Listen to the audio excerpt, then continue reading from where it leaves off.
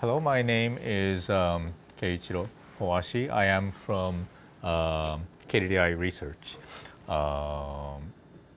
Just want to ask a few questions before we start. First of all, I hope, how many of you know what kind of company KDDI is? Yeah? Good? Okay, okay. Very nice, okay. And how many of you are then interested in pursuing a researcher, working for a research institute like KDDI Research? Yeah. Okay. What about the other guys? Are you interested in academia or still thinking? Yeah. Okay. Whatever. For this program, Yeah. in general, the students are supposed to be interested in going into the industry. Uh-huh. Yeah, Okay. so we try to train industrial leaders. Uh-huh. Okay, thanks. That's good because, the title of my talk today is Practicing Commercialization and Innovation Based on Data Analysis Research, which is too long. Actually, what I would be like to talk today is two things. So the lecture is will be divided into two parts today. The first part will be mainly I'll talk about my experiences at my current company, KDDI. And we'll be talking about how to commercialize research. And then the second part will be a little more interactive, hopefully. And we'd like to, first I'd like to describe about some ongoing research projects that we're working on right now. And then we would like to have a group discussion about what can be done with this research. So I'm, honestly speaking, I'm devoting a lot of time for this lecture, so I would like to have some takeaways from this lecture as well. And so I would like to have some unique ideas proposed from you guys here. Okay. But before we start, let me start with a self-introduction of myself. As I said, my name is Keiichiro HOASHI, and I am currently a senior manager at KDDI Research. KDDI Research is actually a very new company. We just started last month. Before that, there was a company called KDDI R&D Laboratories, in Japanese KDDI Keiichiro. And on October 1st, our old company, KDDI Labs, decided to merge with another KDDI group company called KDDI Research Institute. And then those two companies merged and became KDDI Research. So that was like a month ago. But anyway, my work there is mainly doing research and also managing research projects.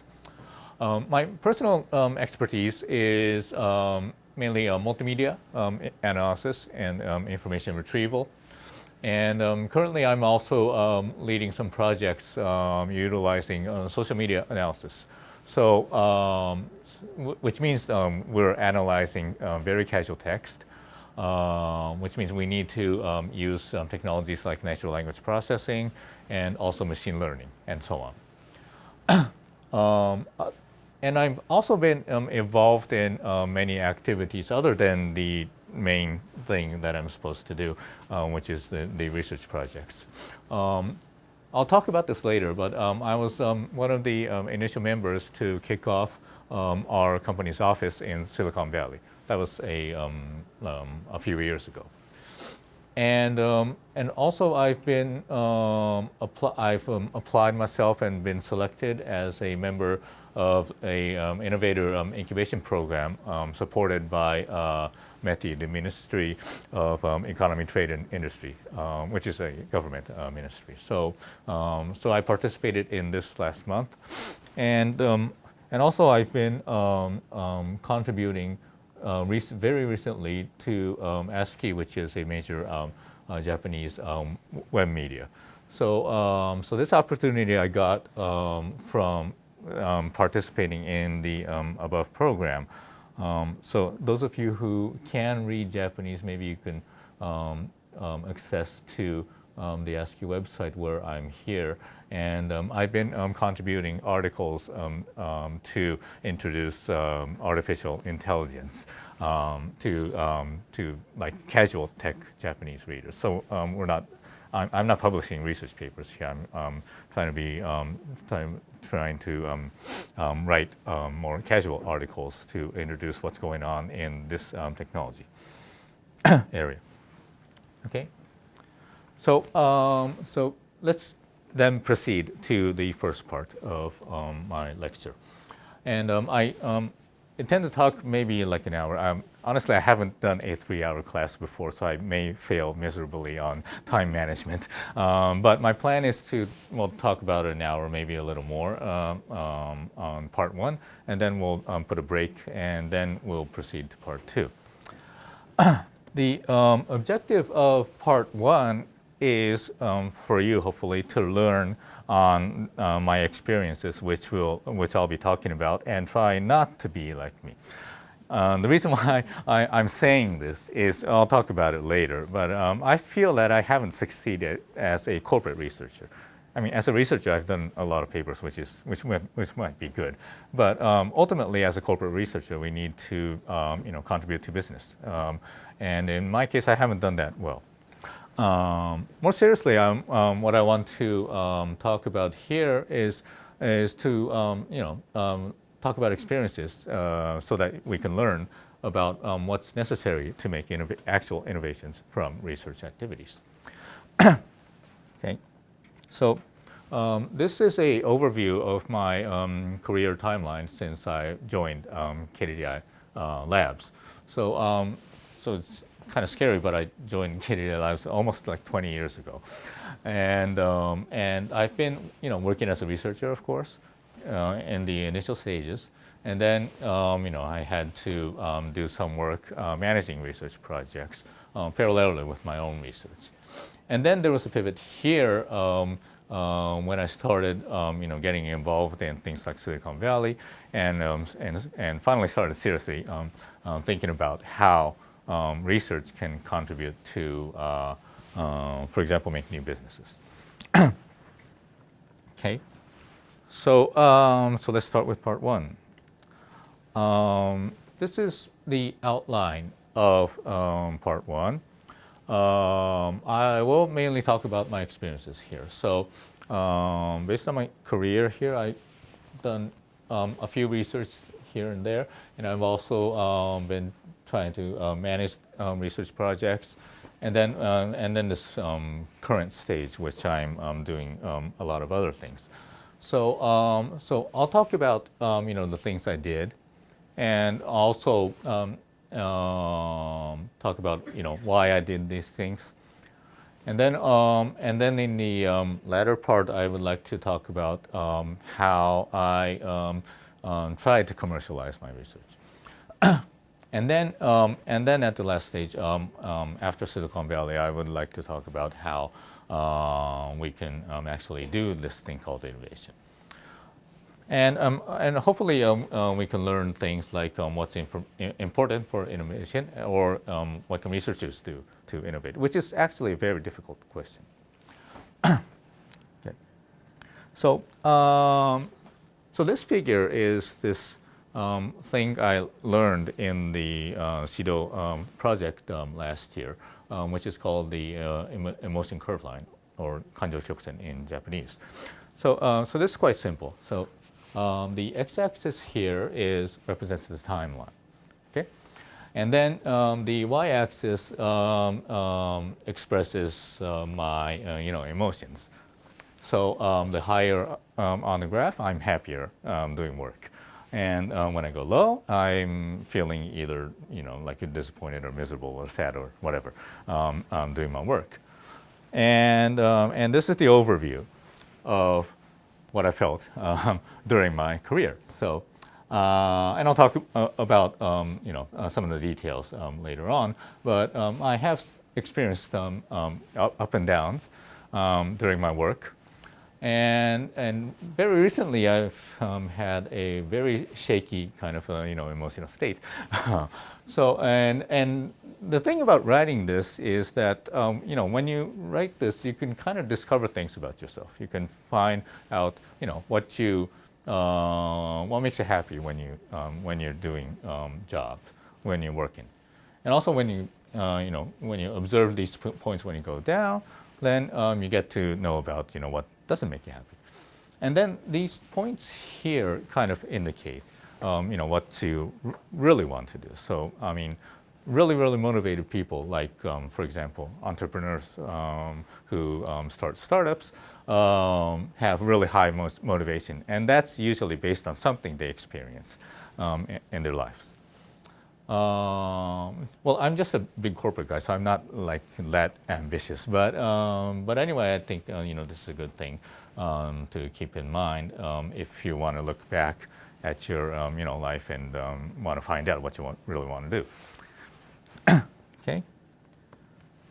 So so first I'll talk about what I first did as a researcher when I joined KDDI Labs. Which is text information retrieval. Okay?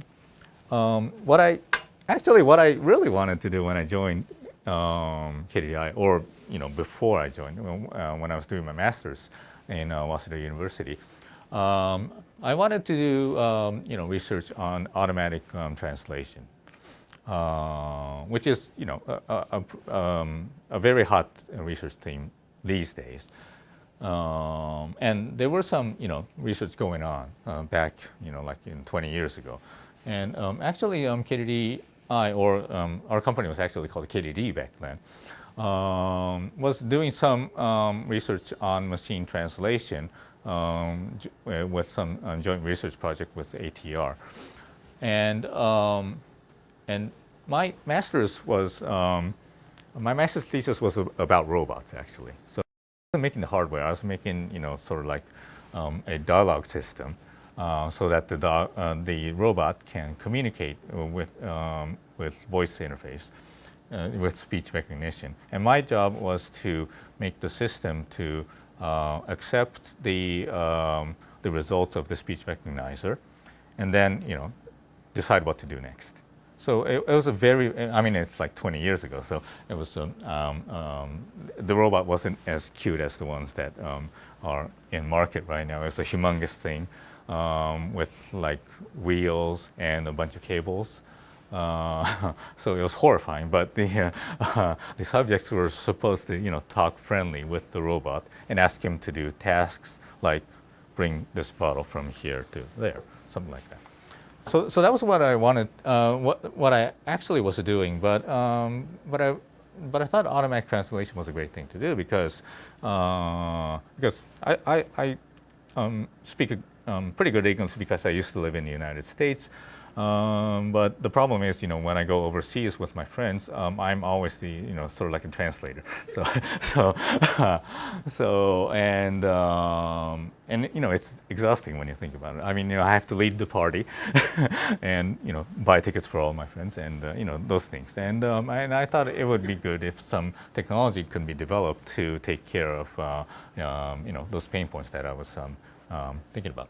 So anyway, that's what I actually wanted to do, but unfortunately, KDD decided to cancel that project right before I, joined KDDI. And the project they were starting was text information retrieval, or text search. So I joined that project, and I did a few things here, but my main work there was this thing called text filtering. Text filtering is a technology which filters relevant text information from an incoming stream of documents, and then chooses the ones that are actually relevant to the user. So for example, this can be a stream of news articles, And then the user obviously doesn't have time to read all of these, so he wants to just read the ones that are that match his interest. And this is where the filtering system comes in. So the filtering system analyzes the contents of each document that's streaming in, and then chooses the ones that the system thinks that the user would like to read. And then the user actually reads or does not read the articles, and then that information is sent back to the system. And the system uses this feedback information to improve the filter so that the filtering will become more accurate as the user continues using the system. So this is the basic framework. And this task itself wasn't defined by myself. For this research, we participated in this international workshop called TREC, which is an abbreviation for the Text Retrieval Conference. This conference itself had started from, I think it was 91, and or 90, yeah. But anyway, I've heard they were celebrating their 25th anniversary or something like that this year. But anyway, what they do is they provide the common tasks. So one of the tasks was filtering, which was the task I described in the previous slide. And the other, some other ones were like ad hoc search, which is a simple thing. So from like millions of articles, choose the ones that match this query. And then, so they provide the tasks, and they also provide the data collection for the tasks. So in their case, they prepared like millions of news articles from various newspapers, and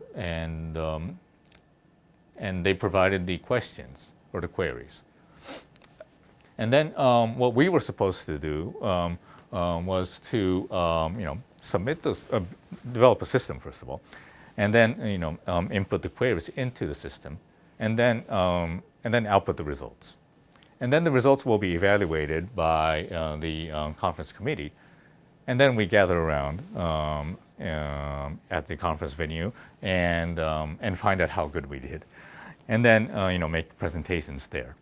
Okay. So, so this was a very one of the well-known international workshops which initiated this area of text search. Okay. And one of the achievements I actually achieved during this research was in this paper, which was accepted at ACM-SIG-IR, which was and still is, I think, the major conference in information retrieval. So, and the acceptance rate was, I think, was around 16% or something like that. We didn't get like world #1 results, but I think the idea which I proposed here was, at least interesting and effective enough to be accepted as a paper here. I won't go into the details here, but the unique point of this research was this thing called non-relevant information profile. What this means is, so usually when we consider a filtering system, the user profile is defined by the interests of the user. So if the user is interested in baseball articles, then the profile will be something about baseball. This non-relevant thing is a little different from that. So I applied a second filter, which describes negative relevance feedback from the user. So so the system decides on, for example, this one is kind of baseball, so the user should read it, but the user might not like that information. And that's usually just fed back to the system as negative feedback. But my idea here was to make a second profile which expresses the non-relevant articles. So that was sort of like a second filter. And this pretty simple idea, I'd say, was actually pretty effective in increasing the precision of the filtering system. So that was my proposal here. And I remember that this conference was in Athens, in Greece, which was a very beautiful city. And I also got a lot of comments, since this was an oral presentation from legends in this research area. So this was a really stimulating kind of experience that I was fortunate to achieve like 2 or 3 years right after I joined KDDI Labs. So this was fun, I think, to say the least. However, in the world of text search, there was this company that suddenly came out of nowhere from '98. So, and actually they were scouting a lot of people who were participating in the Trek conference, like I think like Amit Singhal, who was working at AT&T back then, and he was his research team was getting like world record results in Trek, and they Google scouted him, and I think he was until very recently like sort of like the chief of search at Google. Yeah. So anyway, this company came around, and we decided that there wasn't a lot of things to do in this research area. The Trek is still going on, so there's obviously some research tasks that needs to be solved. But realistically, from a company standpoint, I mean, like it was kind of difficult to image our research to make a new kind of business if very strong competitors like Google started to appear. So that was about the time I changed my research themes to multimedia information retrieval, which was around 2001. In this research, I tried out 2 research themes. One was the retrieval of music. The reason why I chose this theme was because at the time, MP3s were kind of emerging on the internet, and so the music, all the music content was starting to become digital and starting to be distributed over the internet. So it's kind of natural that people would want to start searching for music content. And also, just because listening to music was much more fun than browsing at news articles that the Trek conference provided. The second theme which I did was on video, and also video was also obviously becoming digital, and I'm not sure if YouTube existed back then, but it was kind of obvious that video would be online as well. So we decided that this would also be a nice research theme. But actually, this video thing was not a thing I chose to do. It was more like a top-down project. And the objective of that project was, of course, to achieve good results in video search, but also it was sort of like an organizational thing. So our executives back then kind of decided that it might be good if researchers from various areas intermingled and did a joint project. So we had a team of like 4 or 5 people. Myself and another member, senior member from our group, was sort of like the IR experts. And then there were people working on video encoding, which is a very critical technology especially for telecommunications companies like us. And there were some other people working on speech recognition, so that they can run a speech recognizer on the audio part of the video content, and then extract the information as text And then so we can apply the text IR technologies that we've been working on. So it was a top-down order from our executives, and I was chosen as one of the members to run this project.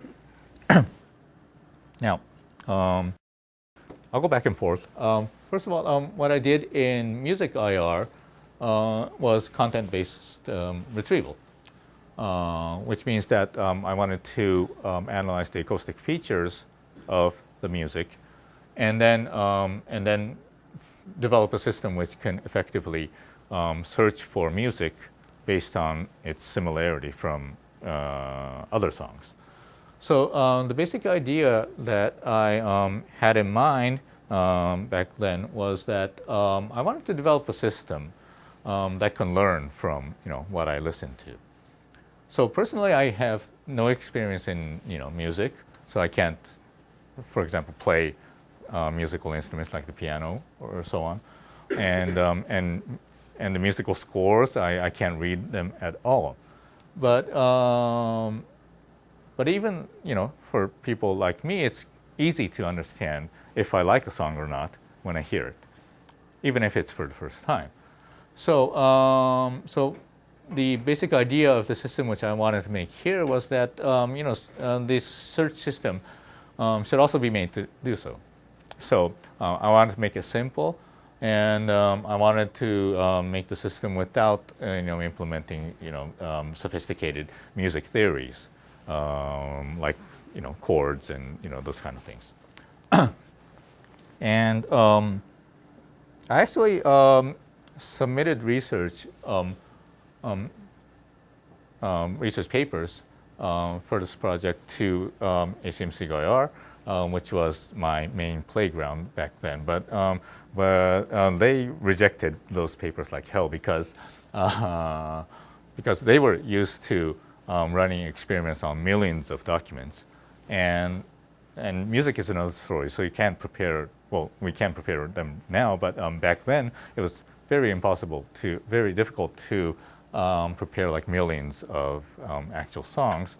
So what we did was we bought a bunch of CDs, and then we ripped them, and then that was our experimental data. But that was like hundreds or maybe thousands at the most.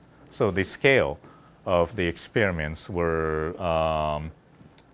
seemed like insufficient for the SIG-IR reviewers. But fortunately, when I applied the paper to ACM Multimedia, I got accepted, and I think I was very fortunate because the timing was perfect. I think MP3s were increasing, obviously, but no one had done experiments using thousands of MP3s with actual subjects. So I was fortunate at that.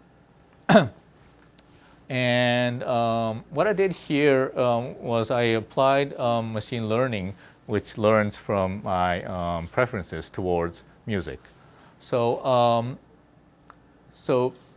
this figure, which is probably too small for anyone to read at the back, this expresses an existing method which utilizes a binary tree to discriminate the features of MFCC's frames, which were extracted from the audio of the music. So the initial idea was to build a discriminator which can automatically classify the genres of music, for example, like pop and jazz and rock and classical and so on. And the learning data for this, for the existing research, was to prepare a bunch of pop songs and prepare a bunch of rock songs and so on, and then input it into the system, where the system will learn the discriminative features of the MFCCs attached with the genre labels. So my idea here was to, instead of preparing rock or jazz or classical songs as the training data, I prepared a set of songs which I like and a set of songs which I don't like. and use that to generate a vector expression of each song. The other thing which I did was actually a sort of like an extension of the research I did in the track filtering task, was to apply relevance feedback to that.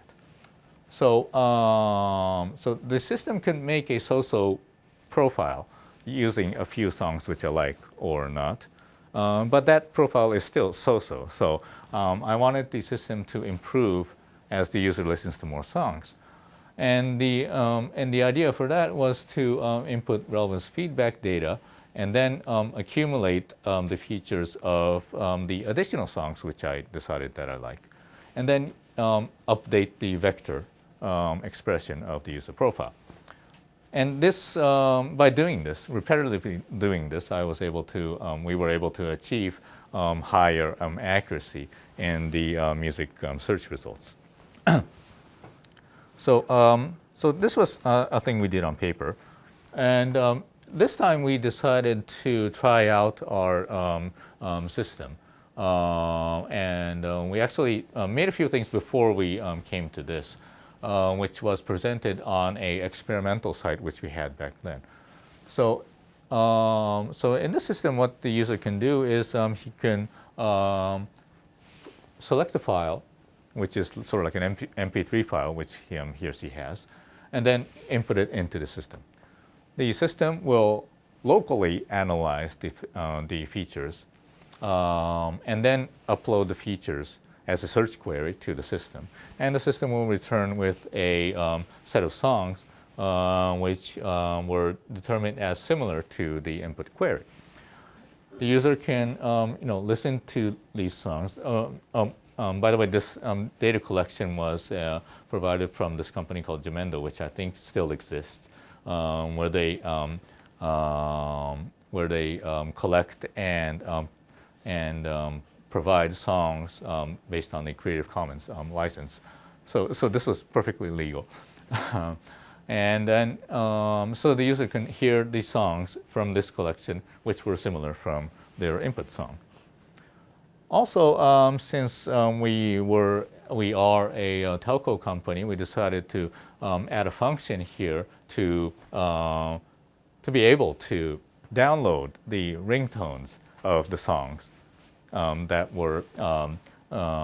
the users could play on the site. And then also for the people who didn't have the songs which they can submit to the system, we provided a function here to share other people's results. So this was overall like a beta application which was open on the web, and we did collect a bunch of data and a bunch of articles on the web actually, which pretty much praised what we were doing, because the people who actually were interested enough to access to these sites knew that this might be a thing which can innovate the music listening experience. Okay, so that was the music part. For the video part, since this was a top-down project, we were ordered to participate in TrekVid, which is a Trek-like workshop for video retrieval. Actually, I met Ida Sensei on one of those conferences. So, so the framework is the same as Trek. They provided video data, and they defined the tasks, and they also provided the results. And what we did was we developed the systems, and then we ran the experiments according to the definitions of TrekVid, and then we compared the results with the other people who participated in the conference. And KDDI Labs was actually one of the very early active participants of TrekVid. So TrekVid officially started in 2003, and we were participating there. And we continued our participation for like 5 years, and then there was a blank here, but we decided to participate a few years after the blank. So, so we've been pretty actively participating in these tasks, and we did achieve some good results. for example, shot boundary detection, which is a very basic video processing technology, which determines the boundary of shots in a video. So, so when you see a a professional video, there are some points in the video where the camera switches, the scene switches to another scene, and the object of this task was to detect those boundaries very accurately. And we were among the best in both accuracy and efficiency due to the contributions from the video encoder guys who were, with our team back then. This SS is story segmentation, which we did achieve the best accuracy in the world on 2004. And there were these other tasks called low-level feature extraction and high-level feature extraction, which were mainly joint projects with research institutes like Tokushima University and NII and other universities. And then this CBCD is content-based copy detection. So it was a task to detect, for example, illegal videos that were uploaded on YouTube. So we got a few results, which we think were good. And I was mainly involved in the story segmentation task back then. And here's some evidence of that. So the red triangles are us, and the other symbols are from the other organizations. And this is the this graph expresses the recall and precision of story segmentation. By the way, story segmentation is dividing the video into stories. So the input was usually a news video, and news videos consist of various stories. And the idea of this task was to automatically define the boundaries of each story. And we were here, so we achieved very good recall and precision. So the closer we get to the upper right of this figure, which means that the results are more accurate, and we were around here, so, which made us the #1 accurate story segmentation system in the world, according to the TrekVid system. So this was good, and of course I got a journal paper published for this. Okay, and as a result of all these things I did, I actually got a PhD in 27 from Waseda University. Okay, so so up until now, I'm just bragging about my research achievements, right? So why the hell this is going on? Okay. Currently, I'm around here for now. Okay, and I'm feeling kind of excited because I get to do research which I like. I get to submit papers to international conferences, and I get to go there. And the company pays for it. I mean, this is a very happy environment. But my emotion kind of goes down, started going down at the latter parts of the research, and the reason why is that we need to commercialize the research. I mean, after all, we are a research. We're not like a university. As a company, we need to generate profits and make new businesses and so on. And that was the very difficult stage of working as a researcher in a company. So I'd like to introduce a few things which we did back then. The first one is this thing called the News Story Viewer, which utilized our #1 story segmentation algorithm and into a commercial prototype kind of software.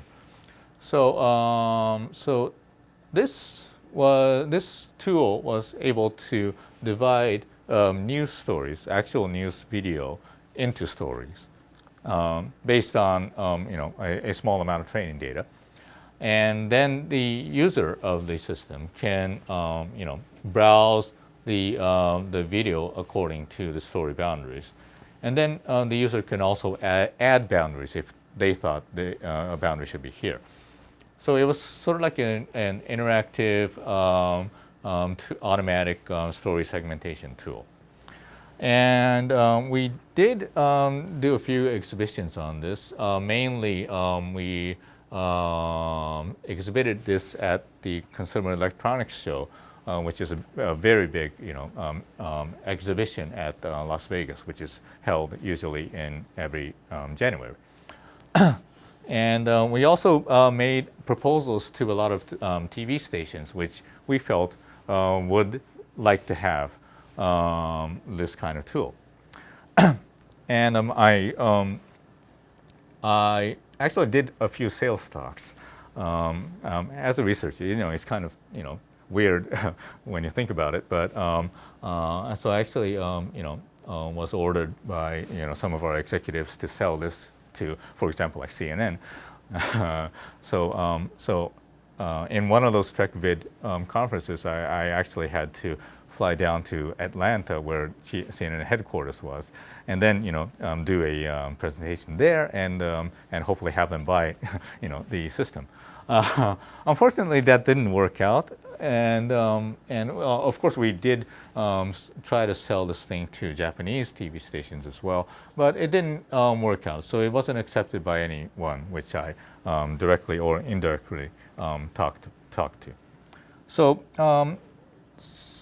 so the fault analysis of News Story Viewer was that the users were demanding a lot of things which our technology were not able to solve.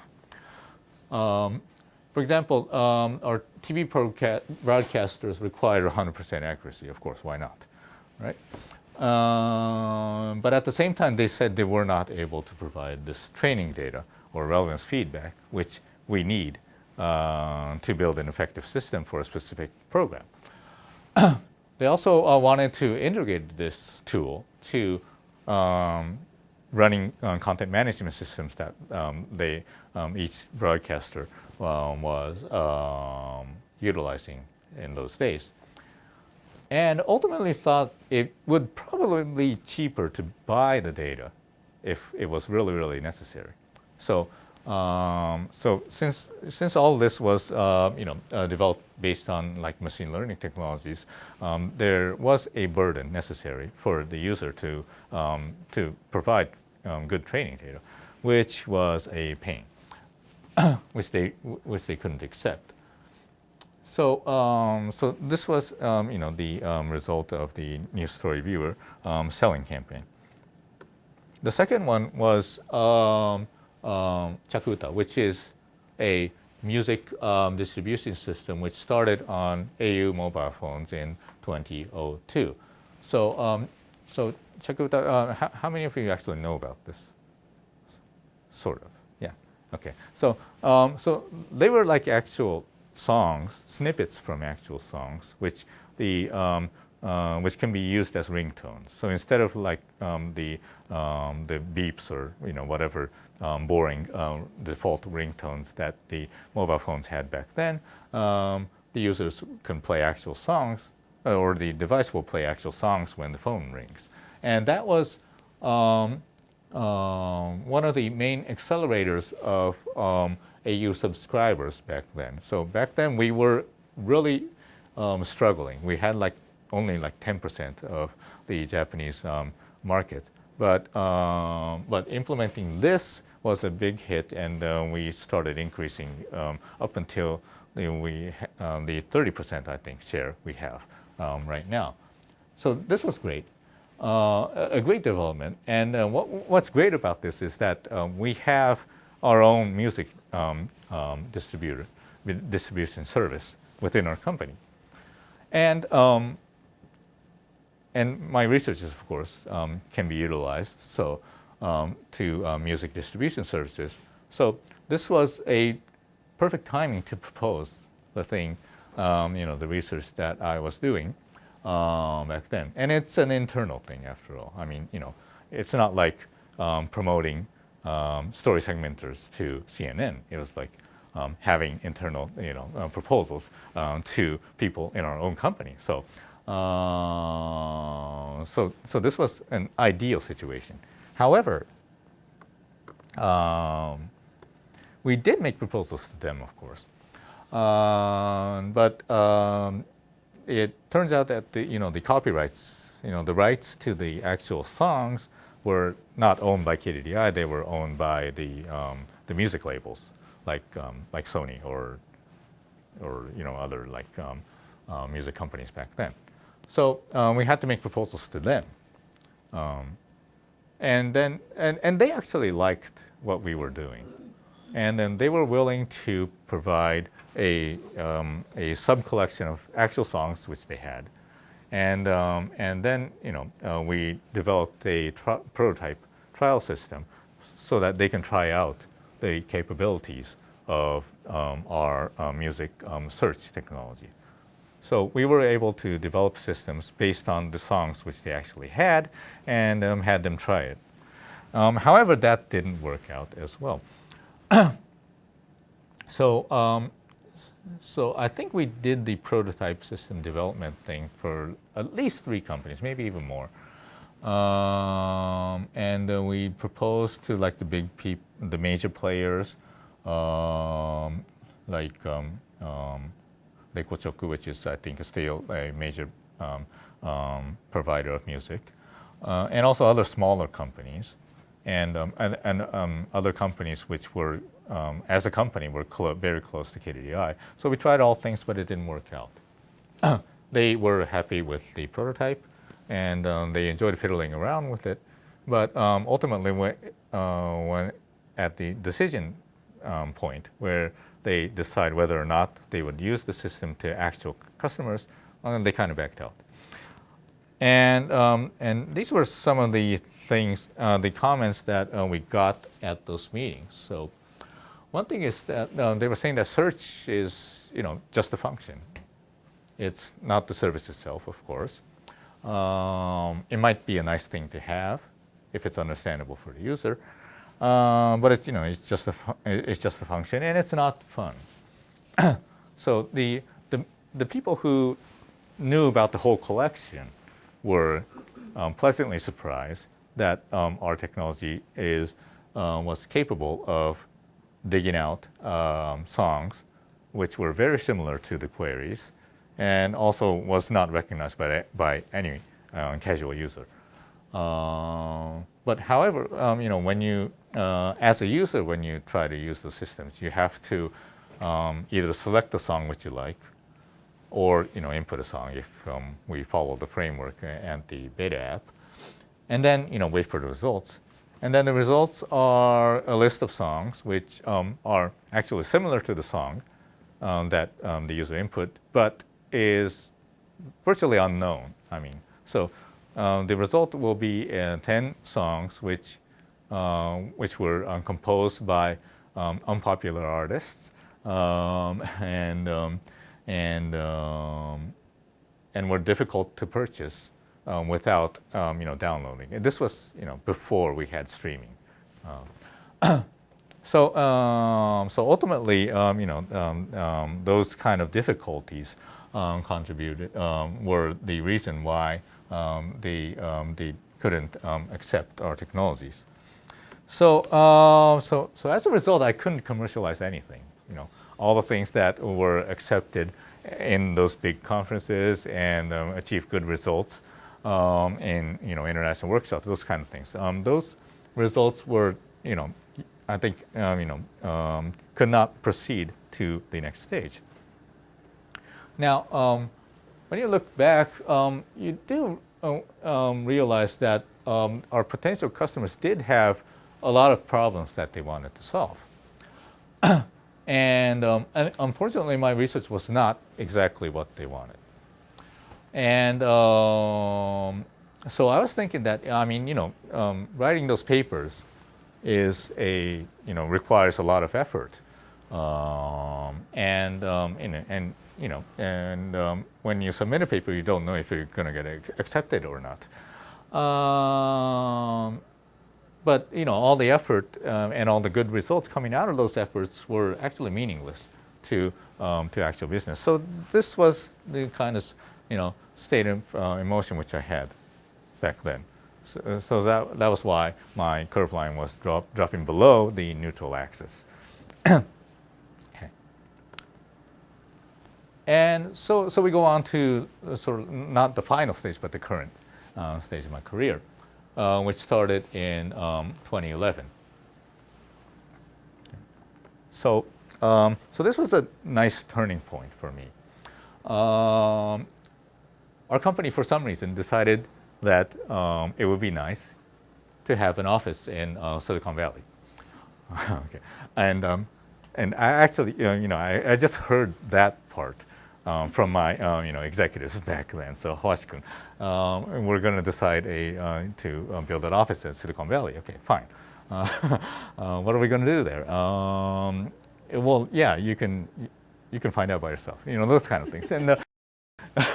And you recall that 2011 was, of course, the timing which the big earthquake occurred. So originally we were supposed to go there a little earlier, but those situations kind of made it difficult for the company to make those kind of decisions. So it was kind of postponed. So I heard about that. We were making an office in the November before that. Then I was like left for a few months, and then and since the only fact that I knew back then was that we're going to build an office and we're going to start at some time, but we don't know when. I couldn't tell other like friends and family that this might happen someday. So it was, and then after the earthquake, kind of like the situation calmed down, which was I think in late March or early April maybe. Why don't you go there in May? And I was like, what? And and then we started searching for apartments and started the visa applications, those kind of things. But anyway, this picture is a picture of our team of 3 people, and I, as a manager, was selected to take charge of this project. And this place called the Plug and Play Tech Center was a incubation center which hosts startups and also big companies like us who wanted to do things in Silicon Valley. So it was a nice entering point. So back then, and I think still now, usually companies that go to Silicon Valley go there for investment opportunities. But we KDDI Labs was a research institute, and it was kind of unclear what a company like that could achieve at Silicon Valley. So our mission, the mission for these 3 members, was to try out everything, and find out which of these missions were actually realistic to pursue at the Silicon Valley office. So we tried 3 things. One is to deploy the KDDI Labs technology, existing technology, to the US or the global market. So we haven't given up on selling our technology yet. The second mission was to accelerate ongoing research activity by collaborating with the companies that were located in Silicon Valley. And the third thing was to scout interesting companies or technologies, and have discussions with them. And maybe we can find 1 or 2 which we can import back to Japan, and then do, for example, like a joint project, or start a new KDDI business using that collaboration. So those were the 3 missions that were defined by our executives, and we were asked to do there. I'll skip the details of 1 and 2 because they didn't work out. Ultimately, the reason mission 3 made sense because after all, I mean, why go to a far place if you don't meet people there? And why don't we, meet those interesting guys that are doing, new things? And so this was the continuing mission that we ultimately selected as a result of our initial project. Okay, so what we did there for the third mission was we met a lot of startups, obviously. So back then we didn't have any connection to the people working in Silicon Valley, for example, like venture capitals or other players which have been there for years. So what we did was we attended these startup events, and these are pictures from the really big events, but there are like meetups going on every day, and we decided to participate in those events as much as possible. So the thing we did was we established connections with a lot of people by meeting them directly, and then then we got to know some people here which were incubating startups, which were really good, or their futures seemed to be bright. And then from them we got to introduced to a bunch of people working there. So these people were very intelligent people, and which were making actual innovations. So it was a wonderful experience. We did a few joint projects with some of these people that are here, and they were very different from like a typical Japanese company, which we were used to communicating with back then. So just knowing this was really, really nice. Okay, and but at the same time we realized things that we realized about the reality that research institutes were kind of difficult to achieve actual things in Silicon Valley. There was this one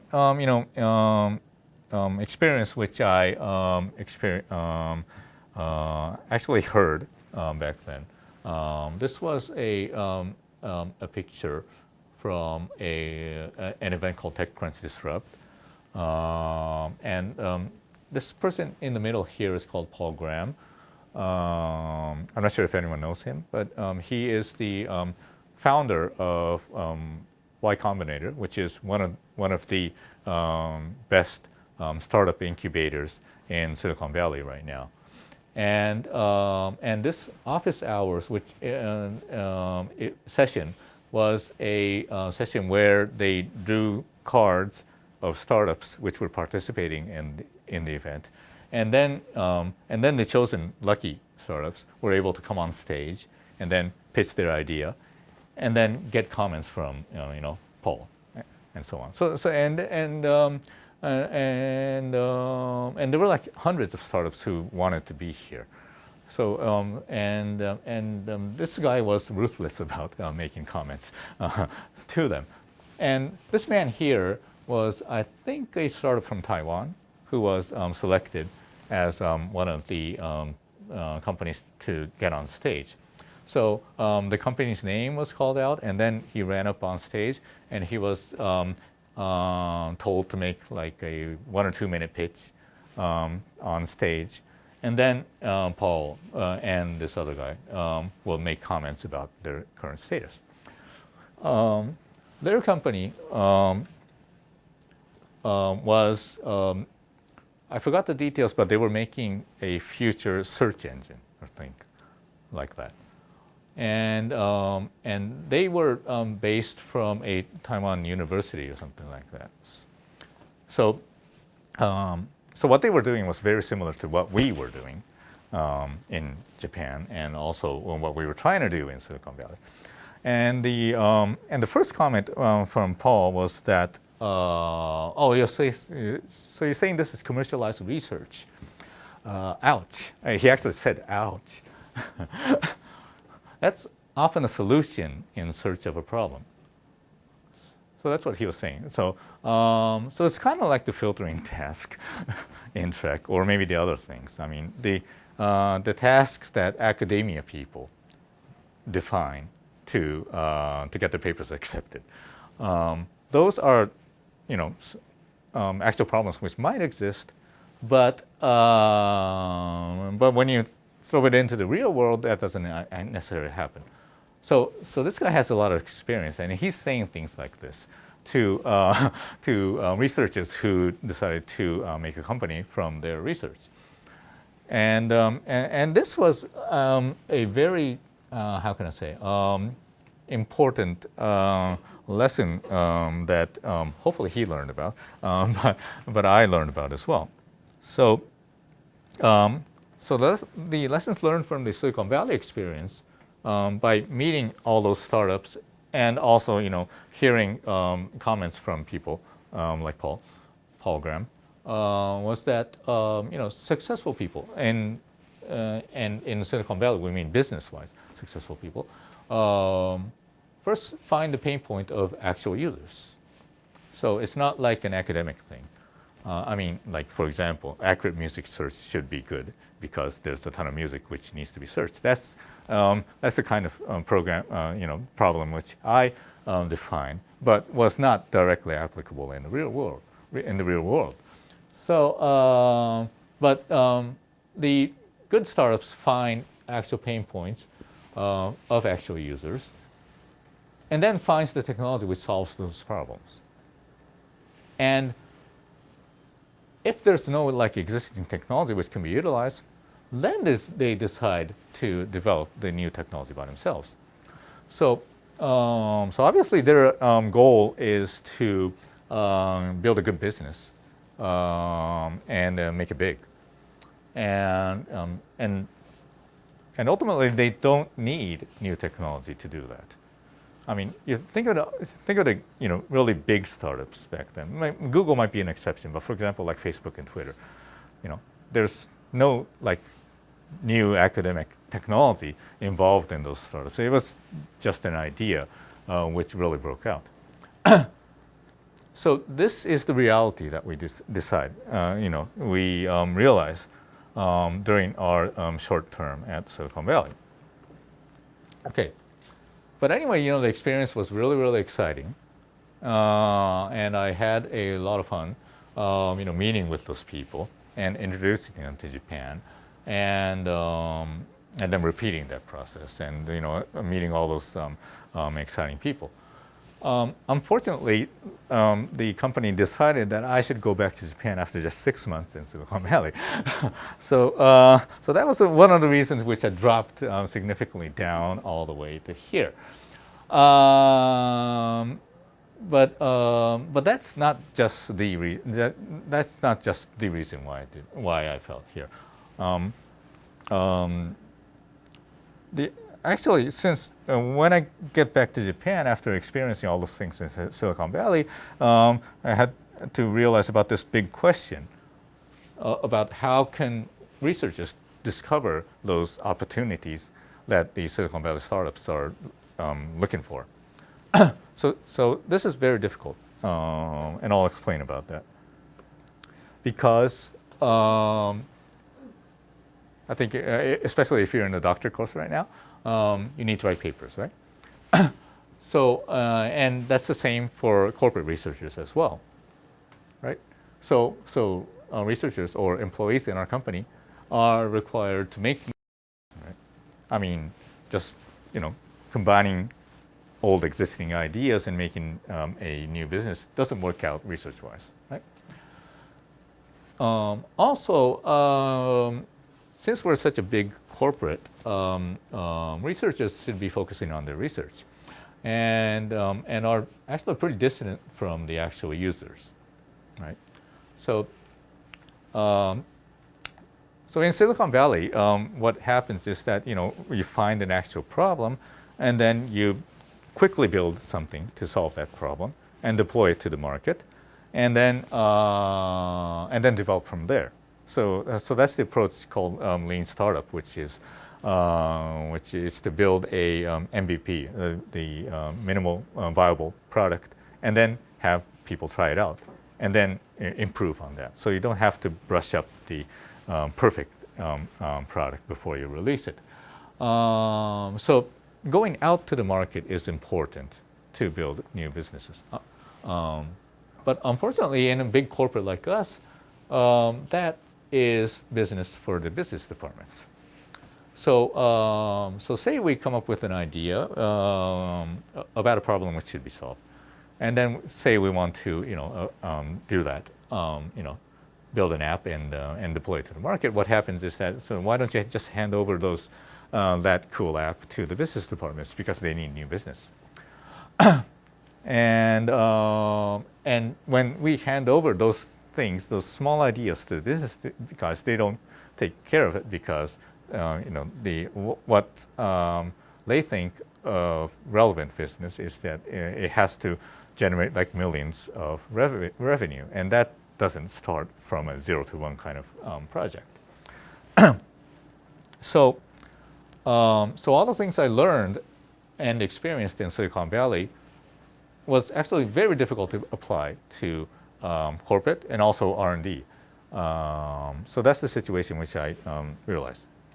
And this is not just a KDDI is too old company which cannot do things quickly. It's a very general, well-known difficult problem to develop, to start from research and go all the way down to making an industry.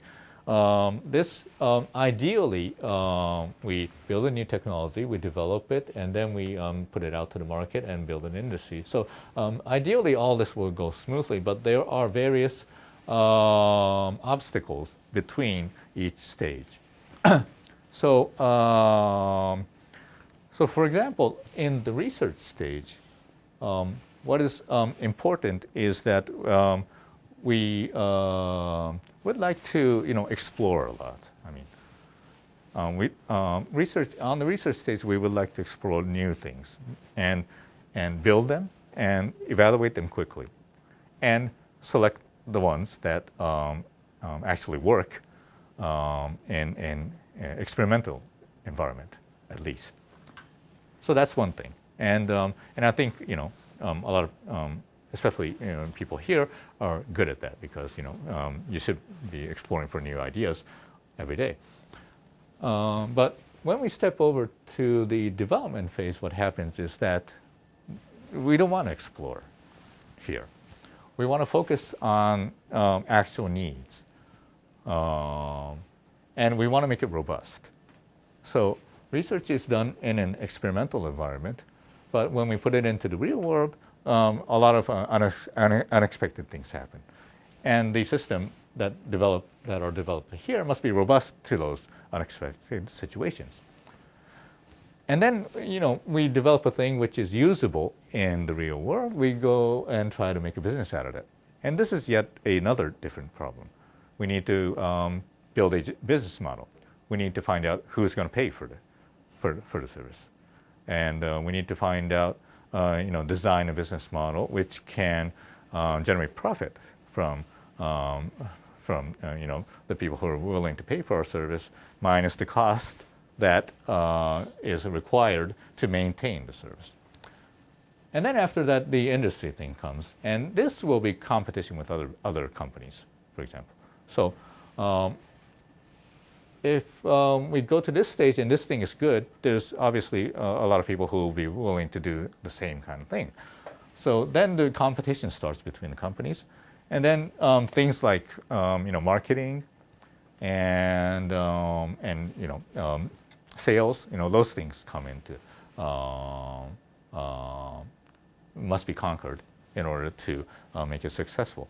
So the river, valley, and sea are the things express are sort of like an analogy which expresses the difficulties which stand in between development from research to actual business.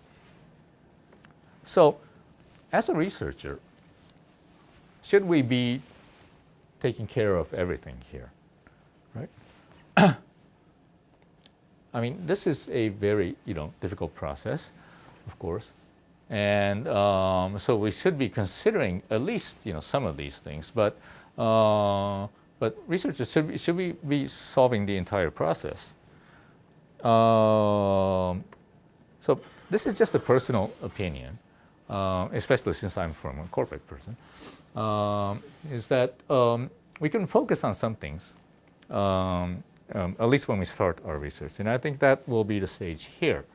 So when we start research, we can, at least think about what will be necessary here, and try to do our research so that this part, hopping over the river, should be a little more easier. And the things we can do to do that is, I think, to show off your research as much as possible, be open-minded, and not ignore the easy-looking problems during the research phase. So I'll explain each of these in detail. So showing off the researches, I think, is very important. And there are ways to do that. First of all, you can make a demo, which I think you do. And you can spread it these days. So making a demo is, I think, good because you can, actually demonstrate the thing to other people. And spreading it is also important because these days it doesn't take that much cost to actually deploy an app to the world. So these things, demo and die or deploy or die, are both some words from the people leading MIT Media Labs. I think the first one was from the founder of MIT, and the second one was from Joey To, who is currently leading the MIT Media Labs right now. So these are the things these are methods which can make showing off research easy. The other point is to whom we should show off the research. I think making a demo and showing it off to other researchers is pretty easy. But if we want to go and at least go here or here or here, then we should be showing off the research to non-academic people. Right. For example, like business people, or even non-tech people, like your friends, which cannot configure a computer by themselves, for example, and also potential customers. And the thing we should keep in mind when we do this is to be open-minded and accept all comments and suggestions. And I think it's good to find people that show no mercy. I mean, if you show this to acquainted people, then, good friends, for example, they might say, "Oh, yeah, it's a nice thing," because they don't want to say bad things to your good friends. But that's not good for to improve your research efforts. Because that's you just feel good, and at the end of the day you might not achieve anything. The other thing is to not dwell on your initial idea, because they might not be good in the first place. Okay. And this is actually what I was doing when I was doing those proposals to like CNN or the Chakuta people, because I thought that deploying content-based music search is good, and they were saying other things, like they were saying, why don't we search like this, or why don't can you like improve text search, for example? Those were the actual problems that they wanted us to solve. But I was, as a researcher, I was proud of my research, and I was what I wanted to do was to deploy my research, which was very selfish when I think about it. Okay, so how do we find a good audience like this? One thing, this is just a story, and I'm not sure if you can do this, but the experience I had with the Shiro project at METI last year was really great, because these guys, were a bunch of people from various industries, and they had all sorts of background. and they were like merciless. I mean, in the project we were proposing business ideas, not like research projects, but the idea was the same. And I am an amateur in building and making business plans, and they, I think, enjoyed harassing me because my ideas were very immature. But that's the point, right?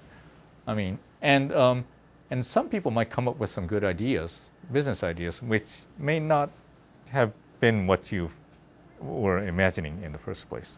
And I'll try to explain that later on.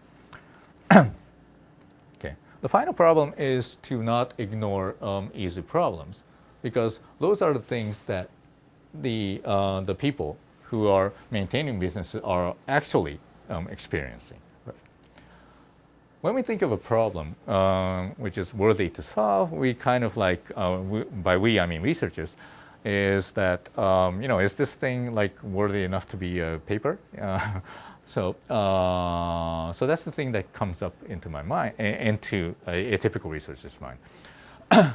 But in reality, when we, for example, develop an app, it's not the technology that should be solved. It's, for example, like the interface. Like, shouldn't this button be blue instead of orange? Just, those kind of things, right? But those little problems are the things which must be solved in order to research proceed to the next stages. Okay. Okay. So I will explain about a story which we actually succeeded on to explain about what I just said. So this is a Twitter analysis tool, a social media analysis tool, which we developed in our research project, in the research group which I'm managing right now. And this is, we have a different interface for our internal use, but this is one of the systems which we made, ultimately made. But initially, what we were doing was we were integrating social media with TV viewing. And the reason why we're integrating social media with TV is that KDDI is also has a cable TV business. So one of our missions was to integrate telecommunications technologies with cable TV, because we are the only Japanese company who had all mobile communication and fixed line communication, and also cable TV. So that was what our executives were thinking as the only advantage which we had compared to like NTT, where the Docomo is a separate company from NTT, right? And this was what the system does is that while you're watching TV, you can analyze the tweets of the people who were watching that program, and then this was on a tablet like this, and the user could browse tweets on the tablet and see all these analysis results, like how many people are feeling positive about what's being broadcast right now. Or actually, we can go deeper into the analysis and find out whether or not the tweets were, made by male users or female users, and that was sort of like the deep analysis that we were promoting back then. And we did demo this at exhibitions, and we also had the opportunity to demo this in an internal exhibition. So this is sort of like a once or twice in a year event which the lab has to introduce research efforts to the KDDI Corporation, the business guys. And this intimidating person here is the current CEO, Tanaka-san, of KDDI Corporation. And we were introducing our efforts on Twitter analysis. And we were demonstrating apps which we thought were cool, but he came up with a different idea. Why don't you can't Twitter be used for like more useful things for a company? Like, can't this be used to check our network. So, so in the mobile world, maintaining high quality is essential for us to compete with companies like Docomo or SoftBank. And so that was the critical problem that he was facing right now. And his idea was like, I mean, if people are complaining about our company, so, for example, like quality on Twitter, we would like to detect it as fast as possible and pass that information on to our network management. And that was a thing which we didn't think about. I mean, after all, it was the core business of our company, but we thought building cool things for TV was, better. But since he suggested this, we decided to do that. I mean, after all, he's the CEO, and when he asks these things, we have to do that. So when we go on to the development stage, when we try to hop over the river, we find all these problems that are unexpected.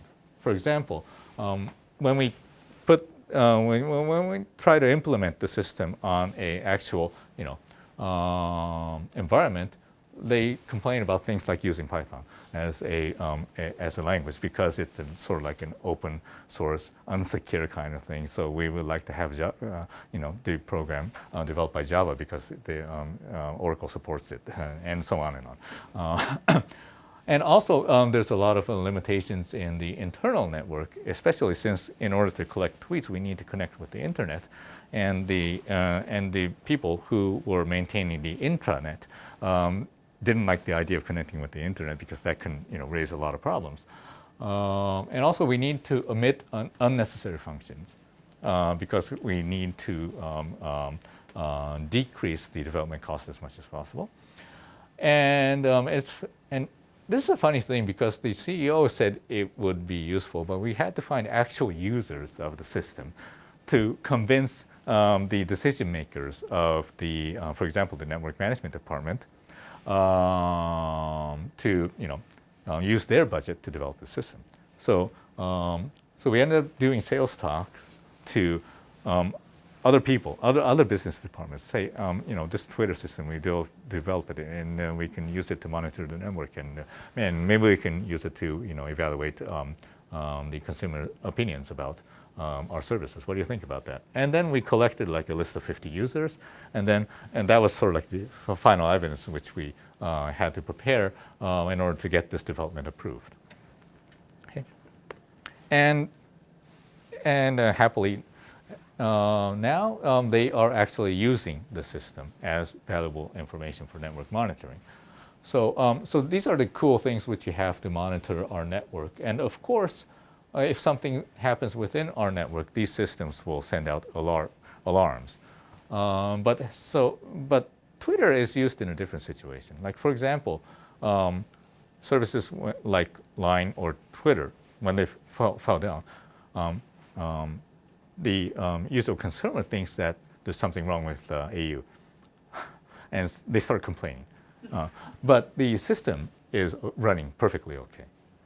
And those kind of things come up on Twitter, like Line is not connecting, Twitter's not working. I'm getting tons of error mails from wherever. Those are the things which cannot be detected by our internal monitoring system, but can be detected by monitoring Twitter. And there were people who were just searching for keywords like AU on Twitter every day. But our system was able to increase the efficiency of that process, and that was really good. Okay. So why did this work out? One thing is that we showed off to the right people at the right time, but that was not just a coincidence because we showed off to a lot of people at a lot of times, so making a demo and frequently demonstrating it to a lot of people are good. And ultimately, we didn't avoid these kind of problems which were necessary to make the technology practical, which might not be a thing which researchers like to do, but this is unavoidable to make a product practical. And the fortunate or good thing which we had was we got a lot of cooperation from our team members. So of course there are researchers who don't want to attend these boring meetings with the business department, but we had some people who were really cooperating with us to deploy this technology, and that was also a good thing. Okay. All right. So right now I'm here and I'm pretty happy right now. So and why is that? It's because I'm starting to re-understanding myself.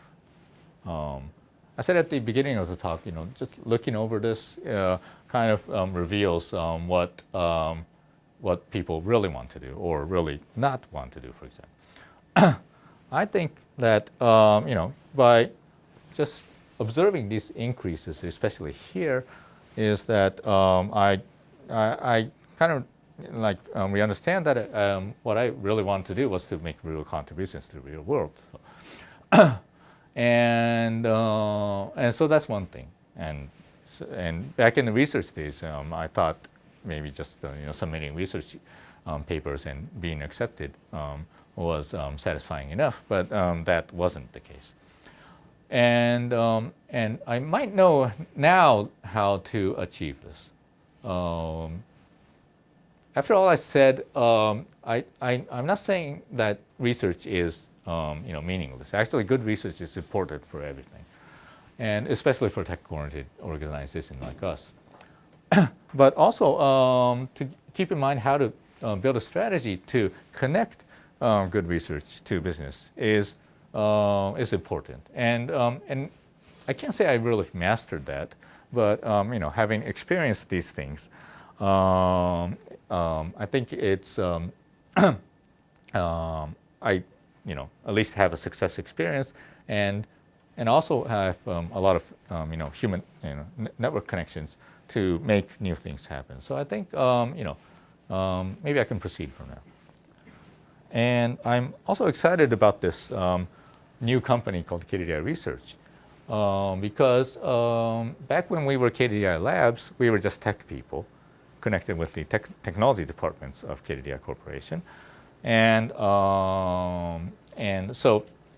we were, as a company, not just me personally, but as a company, we weren't succeeding in developing new businesses for our people. But the merger with KDDI Research Institute, which is a company that was doing market analysis, we got to connect with the executives of KDDI Corporation.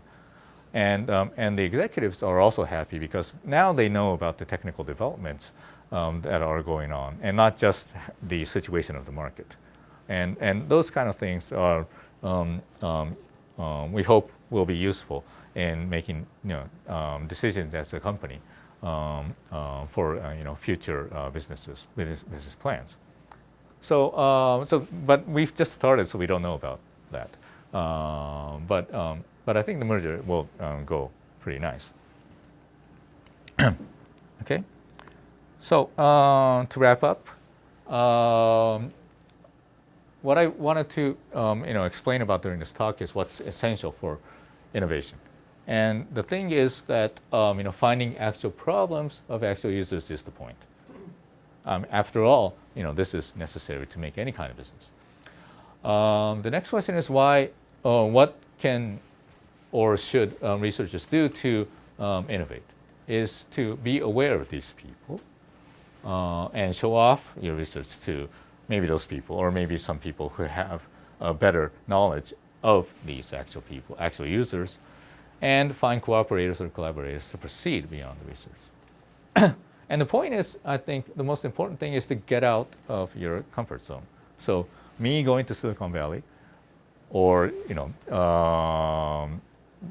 holding tons of meetings with business department people, those things are very uncomfortable at first. But that, and also participating in those programs like Shido, those are important because you get to realize things you didn't know about. And I do acknowledge that you guys in the doctor course are busy doing your own research, of course, but I think it's good to at least train yourself and make opportunities to meet with other for example, corporate people or other business makers, and go out and introduce what you're doing, because showing off pays off at the end. Okay. Okay, I think that is all for the part one. And I've used 1.5 hours. It's perfectly 1/2. Okay. All right. Any questions?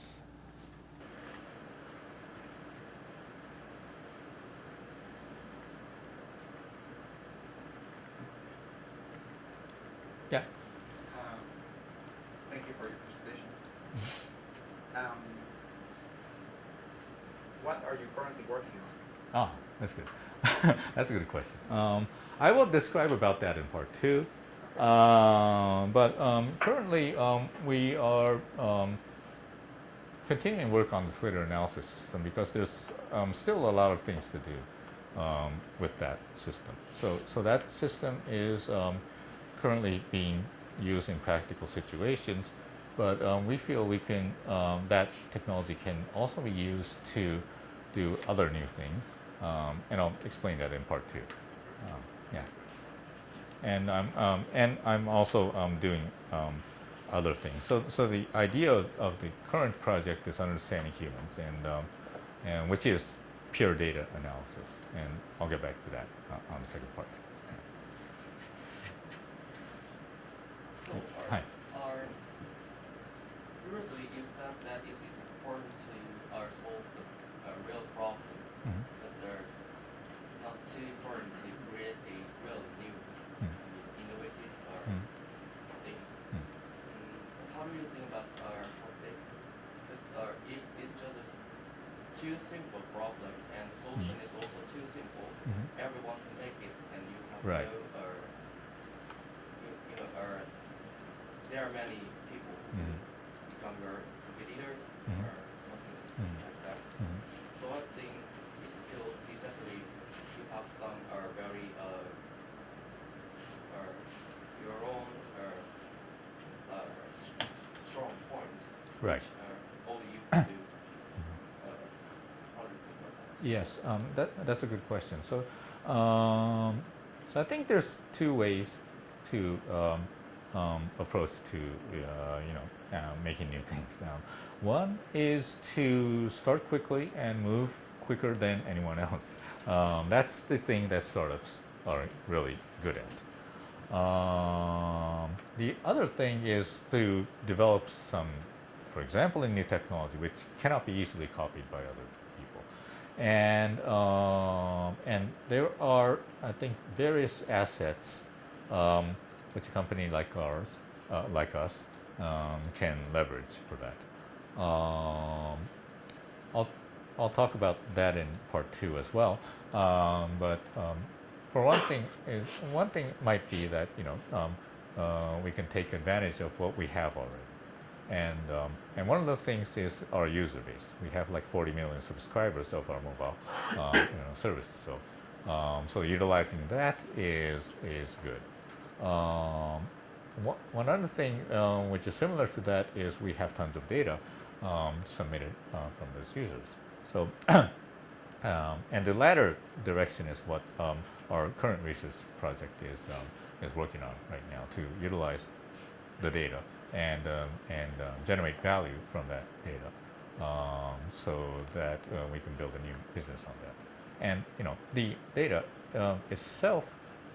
So in that sense, Google and Facebook are like competitors, but we feel that there are things that telco companies can only take advantage of, and that's the thing. But the environment in reality is very, very strict right now. I mean, it's much easier to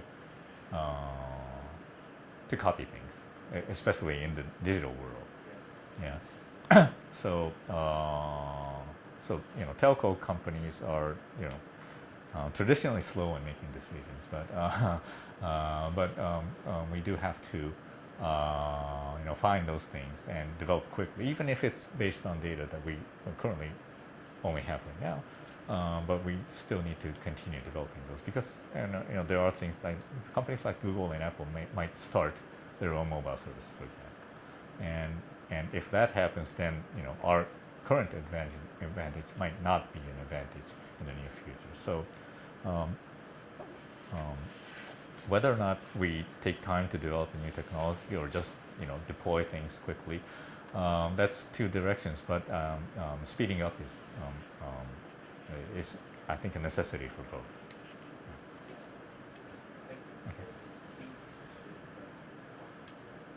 Pardon? The speed. The speed, yes, yes. And that's, I think, also the same for research, right? I mean, these days people don't bother to submit papers to conference; they just put it on archive and and then have and put the program source on, publicly on GitHub or whatever. That's happening also in the academia as well. So you published your first CIR paper 15 years ago. Do Yeah. you think that public talk conference paper will help you to help you to be employed by a better company? Like us?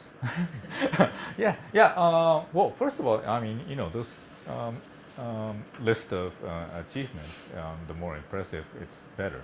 That's obvious. And I'm saying this because we just hired a couple of postdoc people from Egypt and Iraq.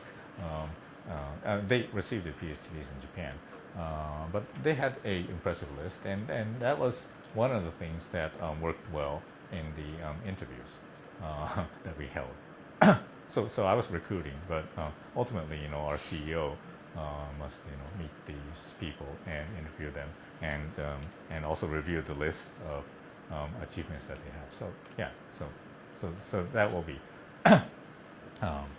very necessary, I think, to get hired. So when you publish the CIR paper, you are just a master's student. You are not a PhD. No. Let me see. That was after I joined KDDI, actually. See, so it's here, and this is when I joined KDDI, and this was actually a poster paper. Yeah. You said that showing off Hmm. your research is important. I know it very much because I'm doing the research of autonomous driving, and we have demo Mhm. very often. Mhm. But demo makes happens a lot of troubles. Right. For example, the car stops frequently, Mhm. and the boss pushed us. Why Mhm. do you do this? Yeah. So my question is, do you have feel hard to demonstrate the other people with your research, Mhm. and how do you handle Mhm. this kind of situation? Mhm. Okay. Let me. So at those internal demo events, which we did, like here. Here. This is actually a big, and this intimidating man here is the CEO of KDDI Labs, and when we do things like presentations to the CEO of KDDI, he wants to check it, the demonstration, each demonstration in very very detail, and researchers are kind of like focused on making the thing actually move, and then he starts doing things with the demo system which we weren't expecting at all. So he starts fiddling around with this interface and finding things that aren't looking impressive, and he orders them to fix it. And that's not a fun experience, obviously. But that's, I think, the minimal thing. I mean, because he's the CEO, but he's a member of us, so he's saying that for good. And my job as a manager is to convince the researchers to take care of those boring problems, because we're not going to be able to exhibit things. unless we brush up our demonstration. And we do that every year or every occasion when we do things like this. The question was, how do we overcome those kind of negative emotions? I say, at the end, I mean, when we get things practicalized, then that will be the reward that we get for experiencing all those things. So I don't know about your current situation right now, but sooner or later, your technology might be deployed in the real world, and you can get bragging rights about those kind of technologies. So I think that'll be good. So so you might not be feeling good right now, but I suggest you just continue and don't give up on whatever you're doing right now, because ultimately I think it'll pay off. Yeah. So you talk about there are three missions Mhm. in our silicon valley. Right. Yeah. You just speak the first and the second one. Yeah. So for the first one, Yeah. I think it is about deploy KDDI labs technology Mhm. to the US. Yeah. So, what were the reasons built? Yeah. I think it was exactly or very similar to the failures which I explained before this. The thing we were trying to sell here was actually the Twitter analysis system, and that was before KDDI decided to use it as a network monitoring tool. We approached some people, like, for example, like TV broadcasters, because that was one of the things which we were developing. So we were approaching local TV broadcasters about that, and then we demonstrated a cool system, which looked fine. But when we try to deploy that, these other problems come up, like who's tweeting about our programs in the first place. I mean, if there's like tons and tons of tweets for a program, then our system could work. But for example, in a local TV broadcast station, there's not a lot of people tweeting in the first place, and so on. And we also tried to sell the Twitter analysis too as a market analysis thing, and we approached several companies there. In those cases, there were a lot of competitors in the field, which had maybe like not as good as technology like we had, but things like the pricing and the support. After all, our system was built in Japan, so we don't have staff in America who could take care of problems when they could. Those kind of business things were ultimately critical in our not being able to deploy the technology to Silicon Valley. So it was a difficult problem in the first place. So you mean that the problem is your idea, or the problem is that you don't have a good plan? I think your idea is good and apply to other places other than Japan. Right. So I think it was our lack of understanding of the business situation in the United States, because there were a lot of competitors providing very similar services with better support. I'm not sure about the price. So we had to find a way to beat those guys, and as a company, we didn't have the resources to effectively market those kind of things. So just having a good idea, unfortunately, doesn't work out. There's these little things that need to be resolved in order to succeed in actual markets. So it's very difficult, and all these things about innovators, like startups, only like 10% of them actually succeed in doing anything. Most of them just collapse. So it was very difficult even for startups who could take care of their own business. But for corporates like us, we had other things to do, unfortunately.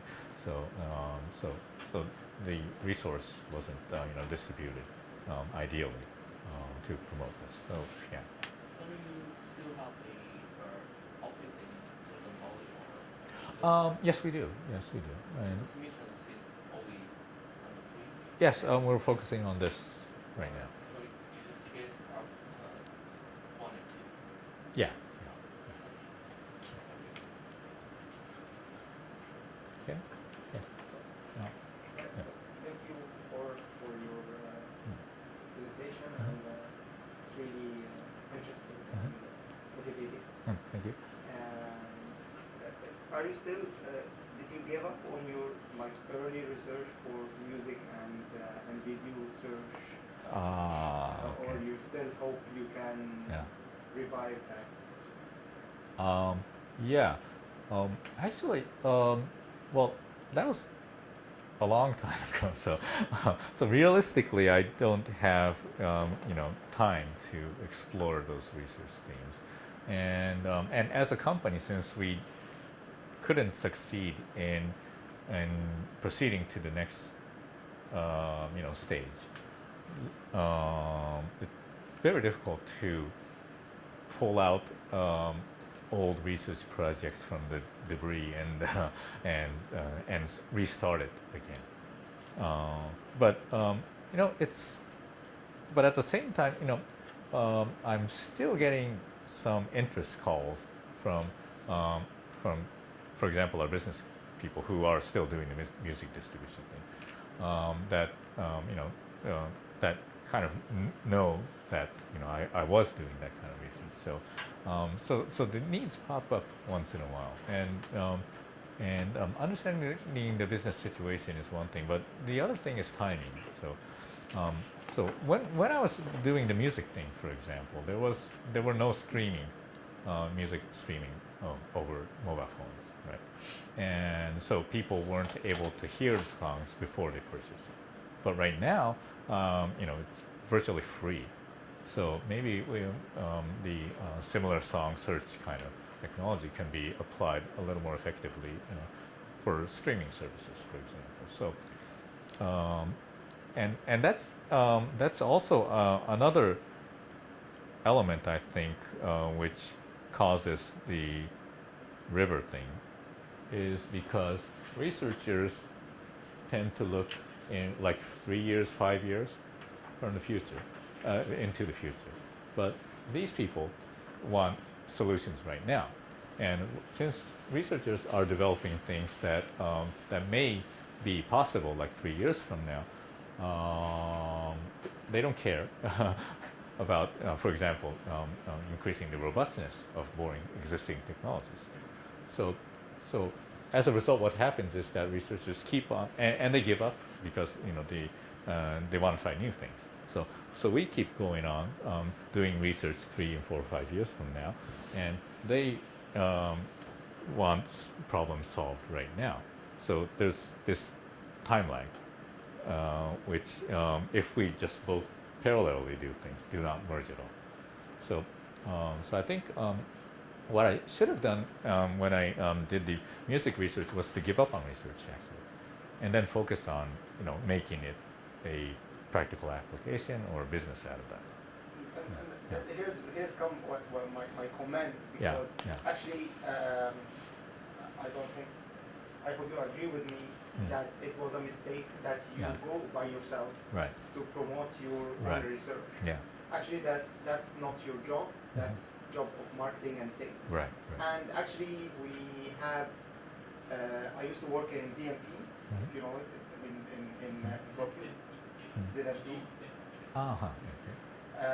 And we had a really good sales team that they can sell a product with only an idea before we even start developing the product itself. But they were able to sell and get contracts for that product. And it's a research, it's mostly all R&D. But they were able to do that.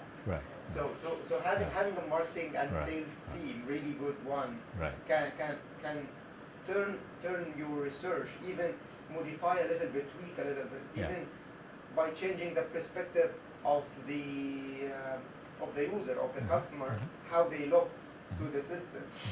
So and for me as R&D researcher and engineer, it was amazingly how customers can accept things that I don't even believe that they will work.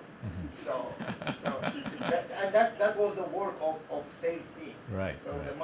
my comment is, you shouldn't do it back then. Right. You didn't have the experience by Yeah. doing promoting or marketing your own research by Right. yourself. Right.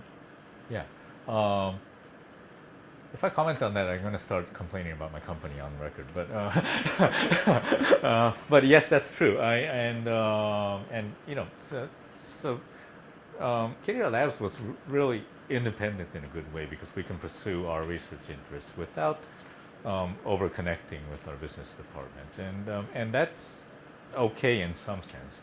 But I do agree that there should be some people who are, you know, who can observe all the weird things that researchers are doing, and try to, you know, develop a business idea out of that, so that they can, you know, promote those efforts effectively, and encourage us to do the research because, you know, they'll be supporting us for that. Yeah, so that's a very good point, and I think that's an organizational thing. Ideally, can be solved in an organization. So the research company right now is independent, and we do need to do our marketing by ourselves.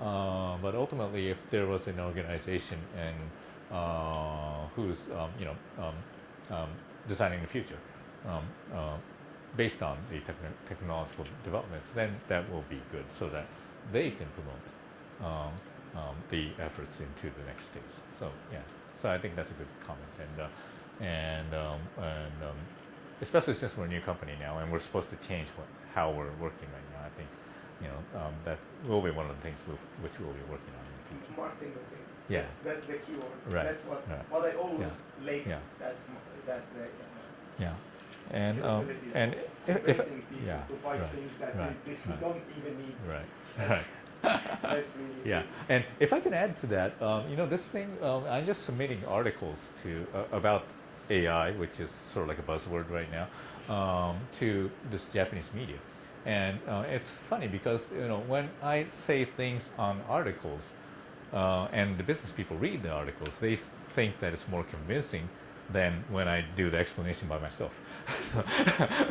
so it's kind of weird, but you know, this contribution is actually working well to for us to us as a company to utilize you know, AI-like technology. I mean, realistically, it's like machine learning and data mining and those kind of things. But they, you know, for example, become aware of that business people do have to put a lot of effort to make these kind of technologies you know, usable in real situations. So it's not like a thing that researchers should hand over to the business people and they just unpack and install it, and you know, it works. I mean, like, data mining in the real world takes a lot of effort, and I've been writing in recent articles that business people do have to put their you know, a lot of effort in making those realistic, because, you know, they kind of imagine that this AI thing is a thing that will automatically make decisions and generate profit for business people, and that's not the situation. And I'm trying to say that, and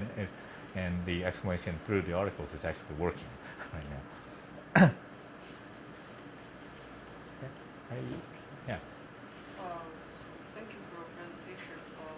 As you mentioned in your slides, that also words are underlined that develop new technology only when necessary. Right. So these words are underlined. So my question is that when is the right time to be regarded as necessary? Yeah. Okay. I think no.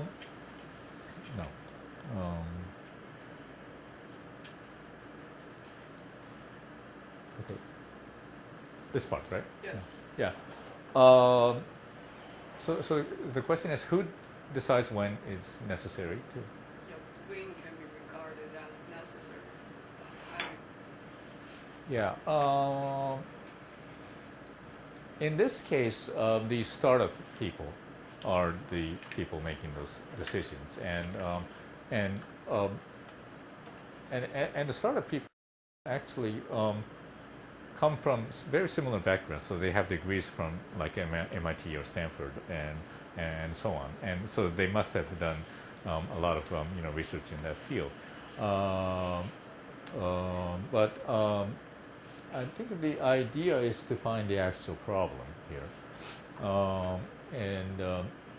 and they do utilize their knowledge to develop the technology when it's necessary.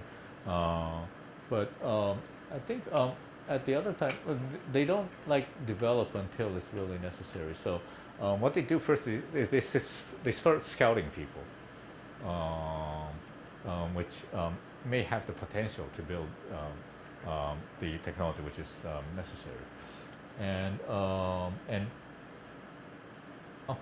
I haven't been in the decision phase with them, so I don't know when they decide that this is critical, that this must be developed by themselves,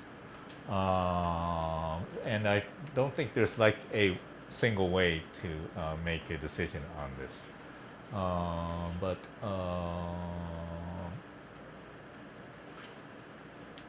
I don't know. So my answer is maybe not an answer, but I think it depends on the situation. Okay, yeah, I have another question. Yes. So I saw that KDDI did some researches about the music retrieving. So I wonder if KDDI thinks that whether it's valuable to design a kind of algorithm for accurately recognizing which song it is by analyzing what is sung by users, the song slices. Because based on my personal experience, that sometimes one certain song came into my mind, and I really want to listen to the complete song, but I didn't know. I don't know. I tried to figure out what the song it is, but I can't remember the name of the song. So actually there are some tools that can basically realize this function, but they are still premature. So I think many users are desiring for this type of tools, whether it's valuable to develop or not. Okay. Actually, when I was making those writing research papers and actually making those demo apps based on the music search technologies, the technology which you were talking about were there, and technically there are applications right now out there who can search for a song from millions of songs instantaneously by just, for example, when a song is playing on a speaker, you just pop up the app and go like this, and then the result will be pretty accurate. So even when I was doing the research, that kind of technology was there and very accurate, and there were companies, namely like this company called Gracenote, for example, or like Shazam, or so there was a lot of competitors in that field, and technically, it's a little easier, I think, than looking for unknown songs which are similar to a query song, because similar is ambiguous, and it requires a lot of feedback from users to make it accurate for them. Accurate search is there's only one or a very limited number of correct answers, and so the technology was there, and there were these companies which were coming up, and in order to develop those technologies, what was essential was that not the technology, not necessarily the technology itself, but obtaining the rights to search those millions of songs. So in reality, in order to release that technology to the market, the company needs to establish relations with the music labels, and that's not research at all. That's just sales, marketing, and we didn't choose that way because we didn't feel it was possible for a company like KDDI to establish a relationship and actually get songs from the record companies. So that's why we didn't do it, and that's why we probably won't do that in the near future.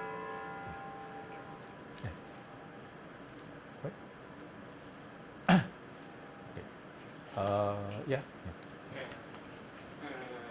When you experience the big failure, maybe your emotion Yeah. is so. How did you motivate yourself? Yeah. Okay. I think, for example, I mean, what happened here was that our executive decided to just meet the Silicon Valley office and send me there. So I didn't motivate myself. The environment sort of like motivated me. so I think that was very fortunate, and for this part.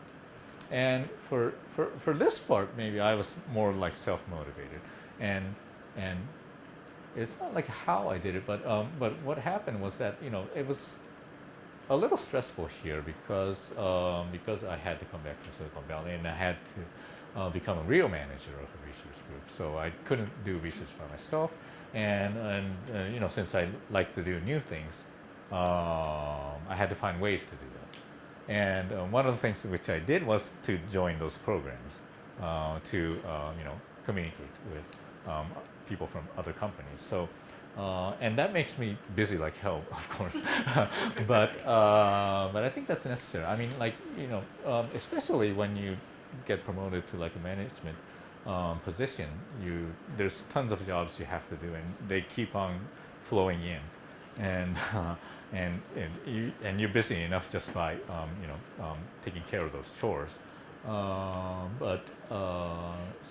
So like I said in the summary slide, getting out of your comfort zone and mingling, discovering new things, I think was good for me to raise the emotional curve line. Yeah. So if you get sick of your research, you can maybe do some parties with some other people. Yeah. Relevant Right. question. Yeah. Didn't you think any time that you need to quit KDDI and find another better job or another place? But that's a very long time in one. Oh yeah. Well, that's kind of typical for a Japanese work person. But yes, this is like 20 years, and yeah, it's long, right? Yeah. And this is recorded, but yeah, no problem. I won't say no because there are, especially these points. Yeah. The early period, it wasn't no problem because, like I said, the company's paying for those international trips, and I couldn't be more happier. But these parts, yeah, I wouldn't say completely no, but fortunately. One good thing about working for a big corporate company is that there's a lot of opportunities even within the company, right? So if I get sick of research, then I might say to my boss that I want to get transferred to for a business department, for example. I want to make business plans and pursue my career there. And then, whether or not they accept it is a different story, but at least there's the capability of doing that without taking the risks of like forfeiting my current salary and those kind of things. Yeah, so that's one thing. Yeah,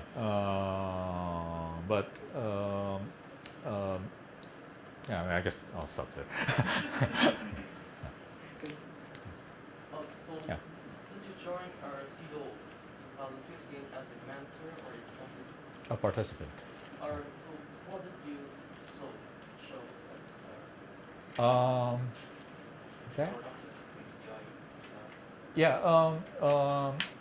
When we participated in the program, we were required to submit a business plan, and I just wanted to participate in the program. I didn't.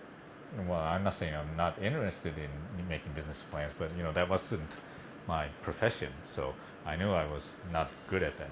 But anyway, we had to submit a business plan, and what I did there then was. We were having discussions with our business people about making new business from new technologies, and what I submitted as a proposal there was one of the things we were working on back then. So it was a business plan about a matching service. So, it was sort of like an online dating kind of application, and we utilized technology like image processing to analyze faces and see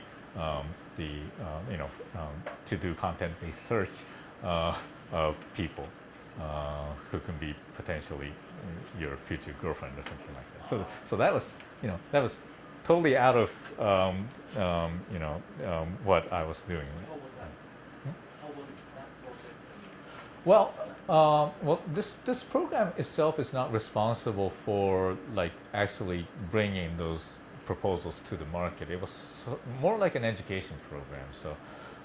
So we got mentored by a lot of people from, for example, startups or executives from big companies like Nissan Motors, and they gave us lectures, and we did a lot of workshops there to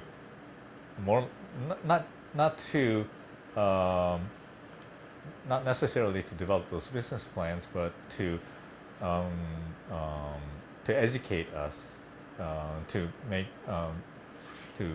input the innovative kind of mindset to big corporate people. That was the entire goal of the Shido project. So you just used that proposal to Yeah. apply for this education-like Yeah. program. Yeah. And after this program, you just think or throw it away. That's an ongoing thing, which I would refrain from explaining in detail right now. But it's still like a sub project, and I have some other people who are working on things, and it spun out as a different project right now, which is still going under development right now. Yeah, so it was a good opportunity.